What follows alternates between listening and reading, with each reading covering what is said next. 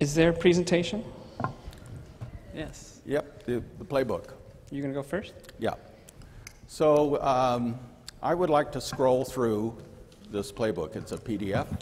So can we do that slowly? So this is the accessibility playbook that I told you about, and this is the kind of the white label version of it, which is Travel Oregon. So can we just sort of scroll through? Next, next, next. So this has a message from Kevin, and then as you scroll through, here's go back. So before you get started, here's just who benefits from accessibility, how to communicate with and to people with disabilities. Next page has a chart on what to say and what not to say. Next page. And then website accessibility, the ADA requirements for travel organizations, website accessibility 101. Next, next. And then building a business case. And okay, so this is the market size and potential, and then this is the Open Doors. We reference Open Doors organization research, and we're honored to have Eric Lipp here, who's the founder and chairman and president of Open Doors organization that has basically been doing this for almost 15 years, 20 years. So he's with us today. And so we reference that. And then here are 10 key findings from the 2020 ODL market study, so that you can use in terms of referencing. So next. And then signs that accessibility is a trend that has gone mainstream, which we've talked about. And then below that is how to determine the economic impact of today's disabled travelers. And it's basically a formula based on the target market, and then the spend and the number of people with disabilities. And so you can just use this, and it references the CDC information and ODO. So so next. And so this is today's disabled traveler, and in terms of 2020. And then tomorrow's disabled, this is 15%, and so average party size. And then tomorrow's disabled traveler is going to be, includes the baby boomers. And so right now, there's about 12.5 million people with disabilities who travel. And by 2008, there are going to be 36 million people with a disability, because 40%, according to the CDC, 40% of people over 65 self-identify as having a disability. And it's not necessarily a visible one. So next, next. And then providing information. And when I told you this had $120,000 worth of information in it, so some of these are tips and things that have come from Destination British Columbia. They commissioned a survey of all of their destinations that surveyed their stakeholders, hotels, restaurants, attractions, and about accessibility features. So they basically had to send the survey out 6 times. They decided to hire a consultant for $50,000 who actually sent it out again, and basically they were able to get enough information that they created all of these tips. So if we go, so it's where to start. This is part of is having an accessible landing page. And so by providing that information, and this is kind of how to move with that. Next page. And this is about the accessible landing page. Here's a survey survey questions that you can send out to your industry. Next. And then and then next. And then examples of landing page excellence. And so here's a state, New York State, city, province, county, hotel, attraction. These are all examples of the best landing pages that we found that you can copy. So, and then creating content and promoting your landing page. Next. And then these are the tips from, that were generated from the survey from Destination BC. And making it easier for people to get information. Tips for customer service. So they took this information and took it to the different disability groups, the autism groups, the MS Society, and they vetted the hearing loss groups. And they vetted all the tips and all the questions through these groups. And it took them a long time, and this is, and they agreed, and they had a document on their website just for their stakeholders and they agreed to let us share this. So just these, and this is in and around public spaces, customer service, assistance, in general, tips for attractions, marketing, wayfinding, interpretation, customer service amenities, dining, tips for hotel accommodations. Next, we just scroll through for guests with cognitive disabilities, and then e-learning videos for hotel employees. So these videos were from Scandic Hotels, which is a chain out of Scandinavia, out of Sweden, that has 260 hotels in Northern Europe. And so the reason I brought Kevin up here is because he inspired this playbook. And through his office, they asked for something like this, and so we put it all together.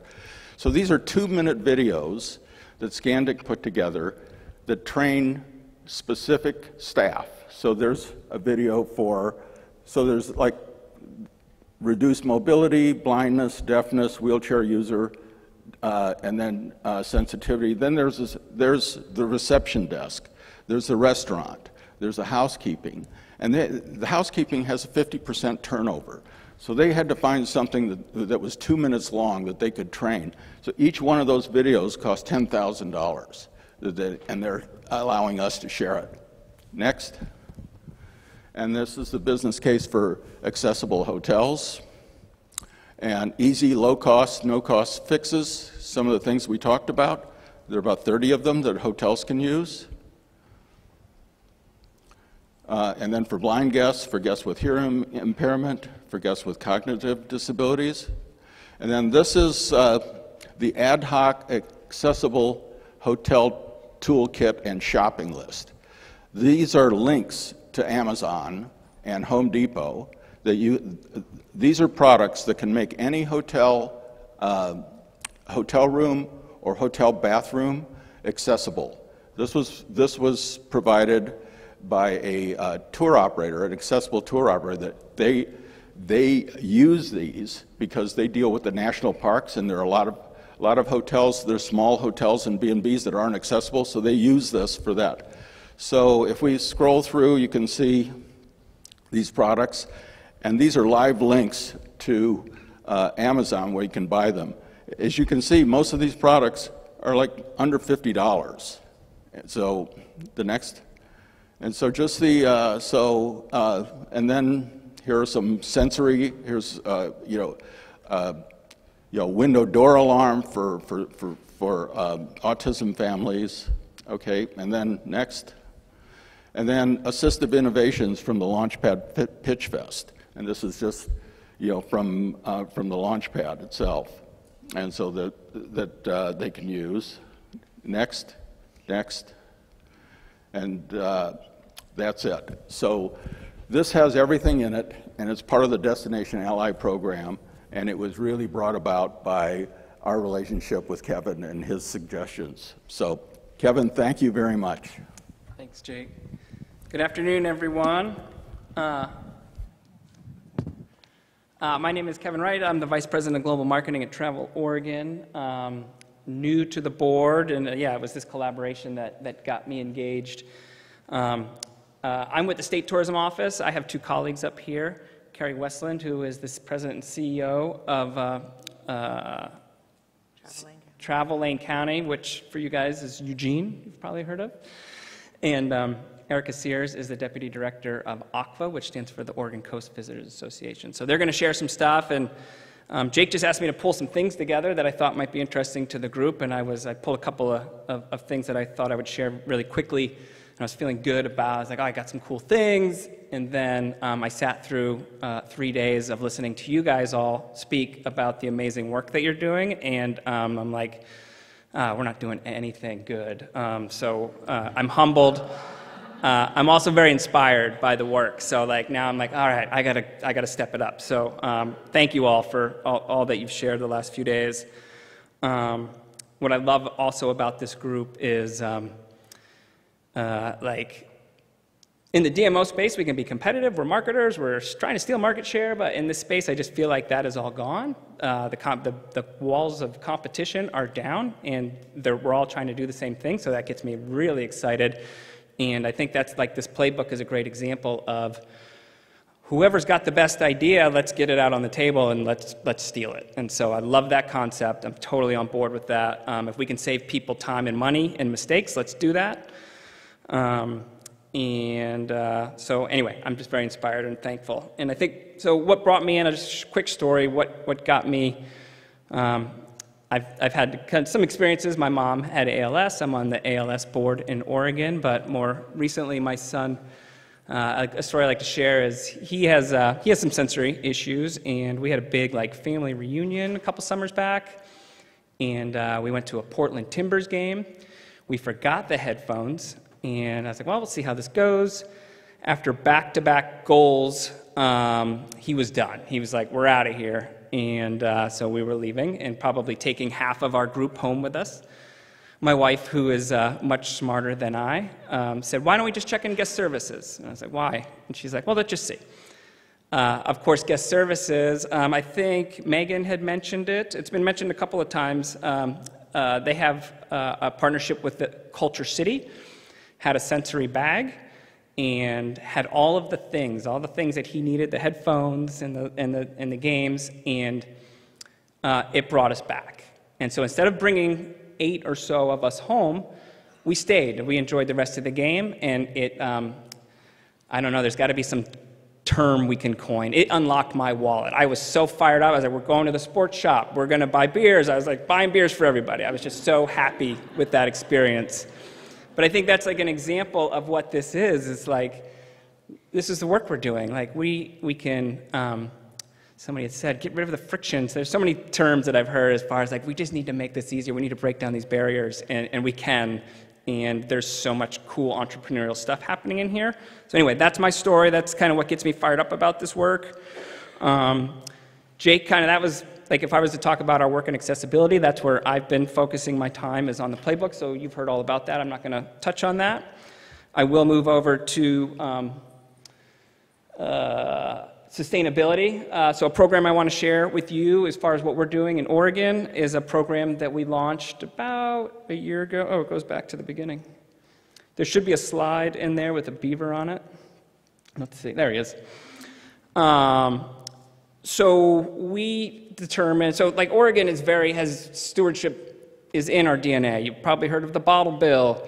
You've probably heard of our coastline that is no development, free and public, all 363 miles. There is no development. It's open to all. We have urban growth boundaries. So we have a lot of history with stewardship, and we try to evoke that in our advertising, but our advertising are moments in time. They're 3 weeks of inspirational campaign. So we needed something that was what we call always on, and this was our approach to that. And just a couple of bullets on this is we pulled a very large group of a lot of outdoor recreational groups, state parks, brands like REI, and land managers. And as a marketer, it's one of those things that makes me cringe a little bit, having that many chefs in the kitchen, but it was really helpful. And we brought all of these perspectives together to basically build a messaging platform that is under these 3 pillars of prepare, care, and connect. And somewhat similar to Leave No Trace, we have elements under each of those pillars that our partners can customize for their own use. And so we've been running with this for about a year. We have it in our welcome centers. We use it in our always-on marketing. I think the challenge for us is getting the partners to embrace it and use it. It's hard because state parks has their thing and land managers have this thing. So as we evolve this program, the goal for us is to foster more use throughout the state, so we're all saying the same thing. So that's that, and I'm going to share, kind of moving on to diversity, equity, and inclusion. I was going to speak to our approach to advertising. We have gotten better in the space. Even 5-6 years ago, I would look around the room of the people in our advertising conversations making decisions about creative, and they were cisgendered white males like myself, and realized early on that was a problem. And so the thing that we've been working on is bringing more diverse perspectives to the beginning, to the creative brief process. Not, here's our ads, we hope you like it, what do you think? We're bringing these perspectives on early in the process. And for those that are in this space, I mean, probably some people are ahead of us. I guess my counsel is just make time, make space for these conversations, build these relationships. We're still working on that. We've been working closely with our 9 federally designated tribes for the last couple of years. We have a partnership with Viva Northwest, so which is a group that helps get minorities into the outdoors. So we're establishing these partnerships. We're having these conversations with these groups while we make the ads, not when they're done. And we have focused, and it's like whether it's accessibility or DE&I, it's the time and energy to scale this work, and so it is difficult. And so we found kind of that business case. What we have found and where we've been putting a lot of our energy is knowing that we have a lot of Spanish-speaking travelers in our market, and so that's why we've formed partnerships in that space, and we've converted all of our ads to Spanish and building Spanish-speaking content, and just the mistakes and hiccups along the way of just translation and dialect and getting that all figured out has been a journey, but it makes the advertising stronger. And from a content perspective, our content person, who is a guy named Mo and is really well respected in this industry, has been around a long time, as I have. We talk about the idea that if we have to write another waterfall story, like we've been doing this for so long, it's like, but if we can tell that story through somebody else's eyes or a different perspective, it, one, is more exciting, we have more to tell, and the engagement that we receive from creating this type of content is just amazing. And then the last thing is just a tactical program that we launched about 1.5 years ago or 2 years ago in conjunction with our film office. Content Innovation Grants is kind of our internal term for it. I think it's called, what is it called? Oregon-made Outdoor Adventure Film Grants. And what we did was put money on the table through our film office to create. In the DMO world, you've got content that fills e-newsletters, and you've got high-level content that does advertising. We're finding that level of content in the middle, where we are spending more resource to really make compelling content, and it's been all based on our values of gender, equity, and we've constructed the grants to tell these stories, and not just tell the stories, but having these people tell the stories. So that has been really awesome to watch. You Go Girl, our most recent one, was just featured at the Sundance Film Festival, so that was pretty cool. But again, this is just these relationships that we're creating with these filmmakers and these entrepreneurs and these people who have different stories to tell. So I went through that fast to save room for my partners, but that's what I had to share. We don't know who's next. Do you have slides? Yeah. Which Show us deck? what you got over there, Yeah, and we'll know who's coming up. Okay, That's you. that's me. Good luck. Hearing loops. Hi, I'm Kerry Westland. I'm with Traveling County. We market the Eugene Cascades and Coast region in Oregon. And I do feel like I'm at a little bit of a crowdsourcing event, and you guys are an awesome crowd. It's been really, really great, Jake. Thank you for bringing us together.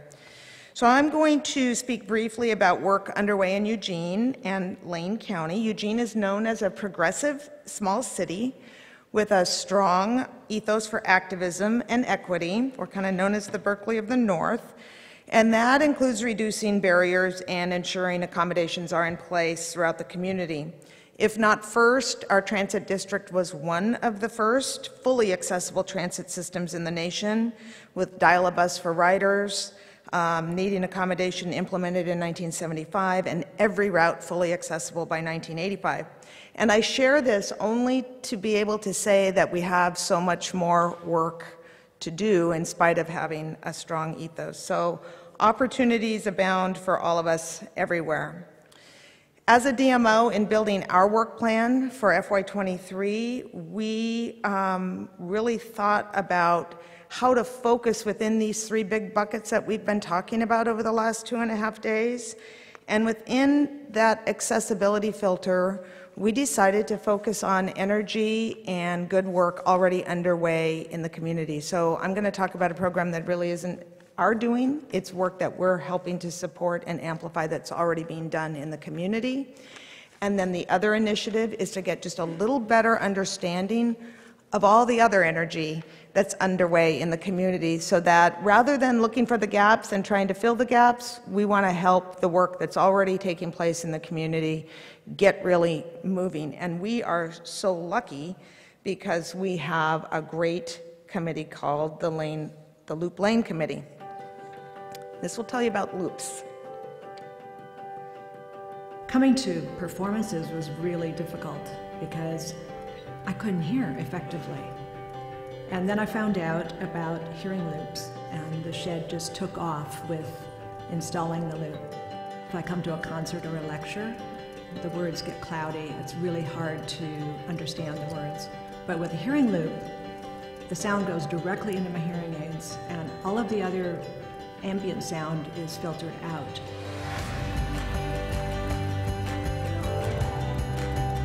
So in the very simplest terms, a loop literally is a copper wire that is looped around a room, makes a closed circle. It then gets plugged into what I like to call a mixer box.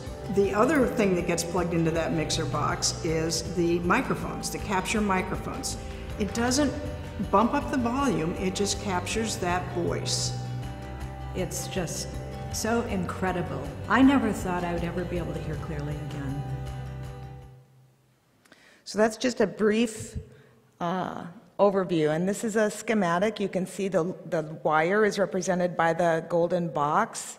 It creates a magnetic field, and if you're within that magnetic field, you can very clearly hear what's coming through the microphone. So instead of everything getting louder, which is the way hearing aids used to work, this is really about breaking out that ambient noise, and you just click a little switch on your hearing aid, and you're really kind of locked into the sound that you're really looking to receive. So if you buy a hearing aid at Costco, it probably has a T-coil. This is all around that T-coil system that you might be hearing about, and it's becoming more and more common.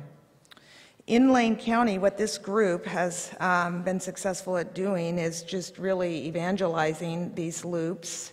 The first woman that spoke about not being able to hear was just named First Citizen by our Chamber of Commerce this year. She's a longtime community leader.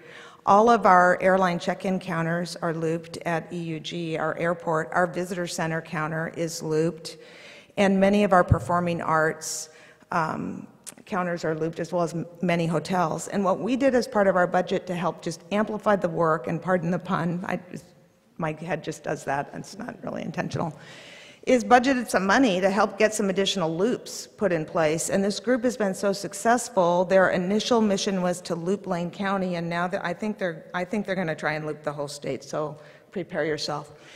If you go to London and you get in any taxi cab in London, it has a loop. And there's no reason why we can't be using this technology more readily throughout the US as well. We've got larger venues also looped, and these systems go everywhere from a small portable loop that you can carry around with you and just put the wire right around your dinner table. And then if you're out with a group in a noisy room, the people at your table, who you won't be able to hear if you have Sue's condition, can just simply pass that microphone around, and that person that cannot hear well will be able to hear them. So it's really, really easy and really remarkable. And this is just an example of one of our hotels that's looped, and you can see the signage that makes it an easy cue. So your centralized resources, there are national resources. We've heard about loops a couple of times today. It's been really great to hear them. This is how you find out more about a chapter that might be in your area, and it's really growing in that way, chapters across the country, which are often a source of installers. So what we've just learned as we're starting to try and do our part is to really leverage energy, an opportunity that's already underway. We're trying to focus. We recognize how big each of these buckets are and how quickly we could start to feel powerless if we don't focus our work. And so we really are trying to focus over multiple years.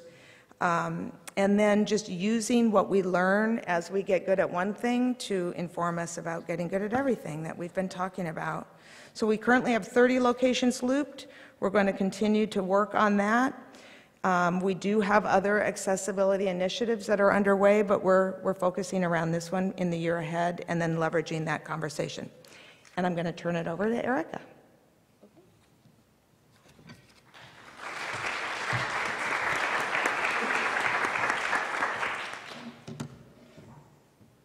Okay, well, thanks all. I'm going to take this in a completely different direction. We're going to the Pacific Northwest, to the Oregon coast. I have a lot of Oregon coast partners with me here. Woohoo, Oregon! We're going to talk about a salty and delicious and interesting and quite complicated subject around sustainable seafood and sustainable tourism and how those can work hand in hand. So, okay. And yeah, I'm Arica Sears, the Deputy Director of the Regional Destination Management Organization for the Coast. Let's see. So I think these industry events are always great. We're always sharing different resources and projects that we're working on, but I think as an industry we could do a little more at these events to be transparent in our budget sizes and our staff sizes when we're talking about some of these. So to practice what I preach, we are a 501c6 nonprofit, and over the past year we've had 4 full-time staff. So the work I'm going to talk about today is really on the back of those 4 staff, as well as a handful of contractors.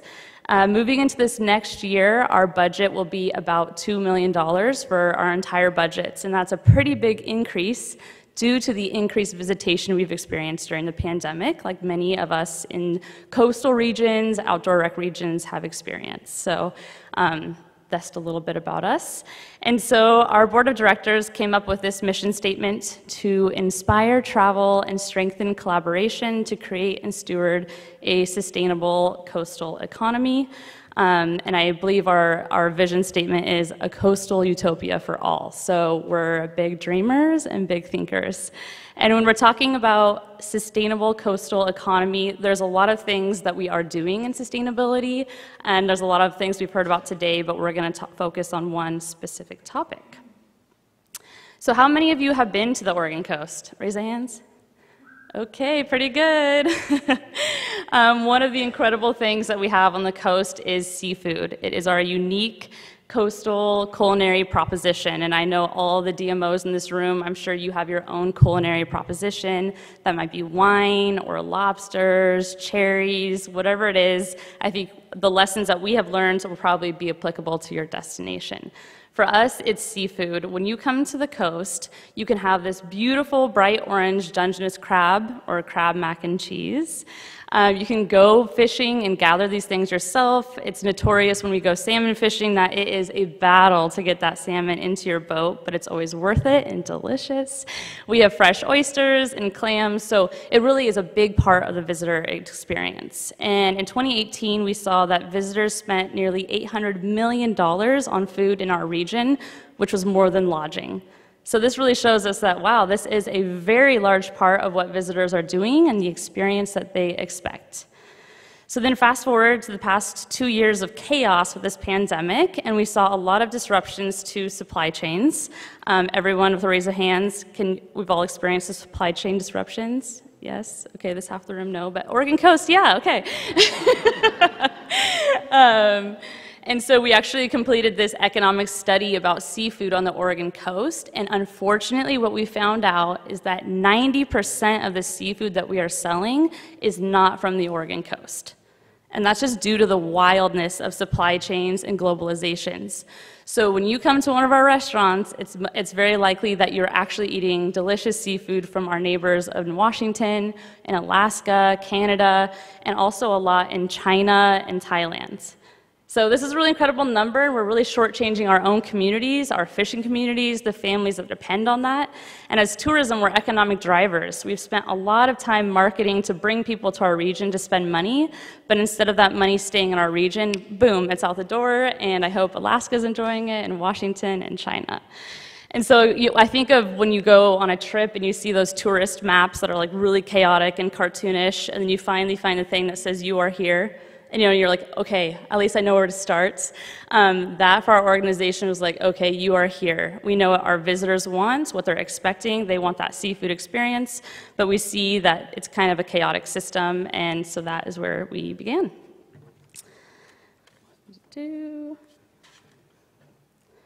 But there's good news. So here's a really interesting case study.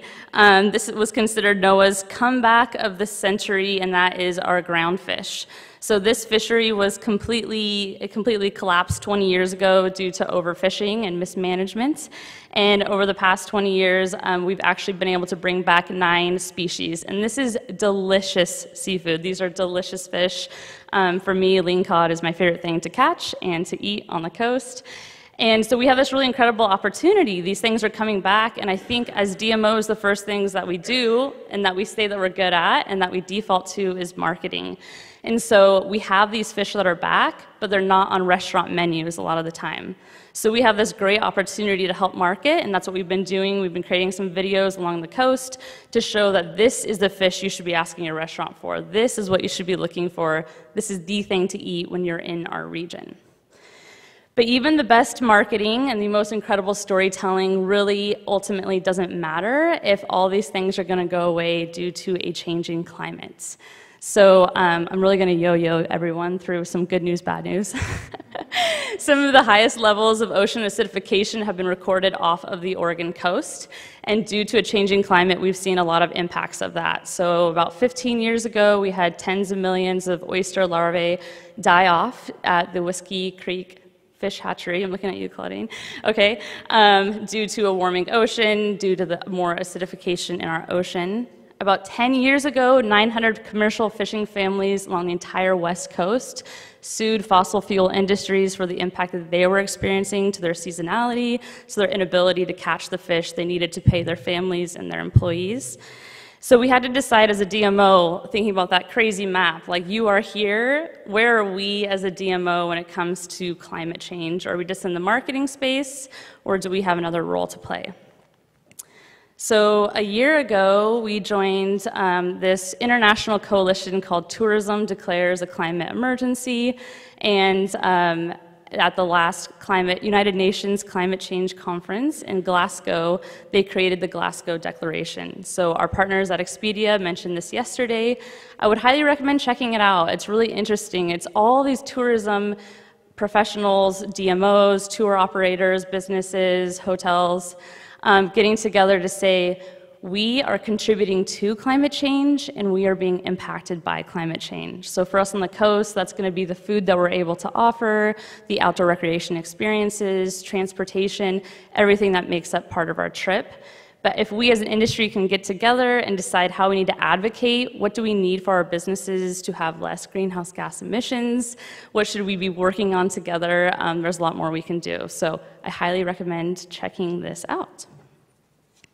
And actually, at the end of the month, we will be sharing our 10-year climate action plan with our board of directors.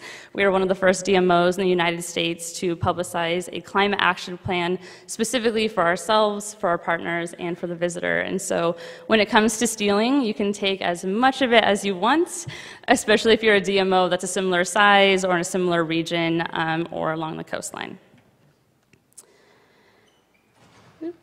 And then, so just briefly, I won't go into the math of all of this, but the amount of Oregon imports that we had from China of seafood in 2021 was $35 million. So that is a lot of money that we could be spending on our own fisheries.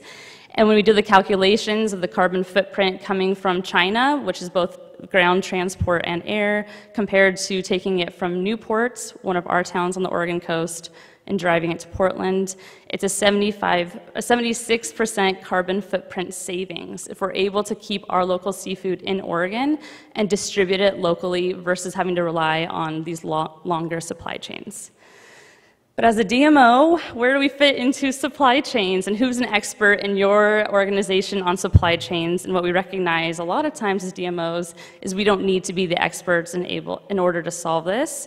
But in fact, as a DMO, we're really great at convening stakeholders and aligning priorities, especially as a region across county lines and city lines that are unable to work with each other due to the way they spend tax dollars. So we created the Ocean Cluster Initiative, and this is made up of community colleges, our coastal ports, chefs, workforce, like a lot of different people have come together.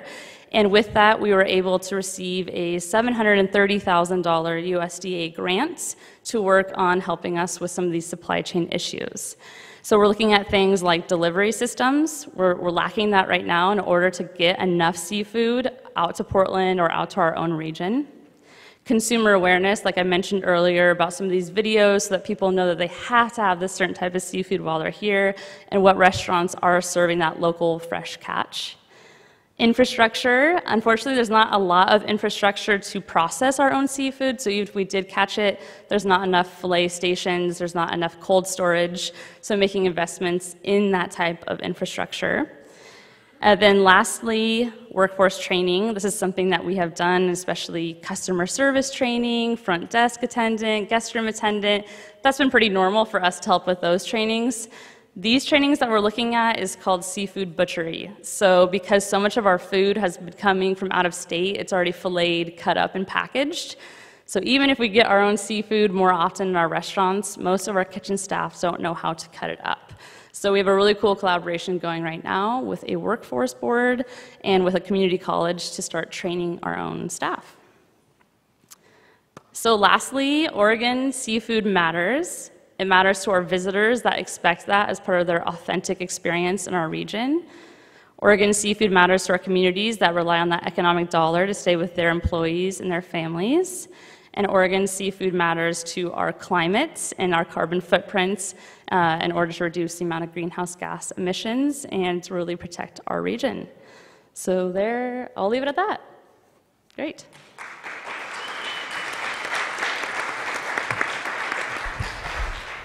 So that is pretty amazing work that the three of you are doing.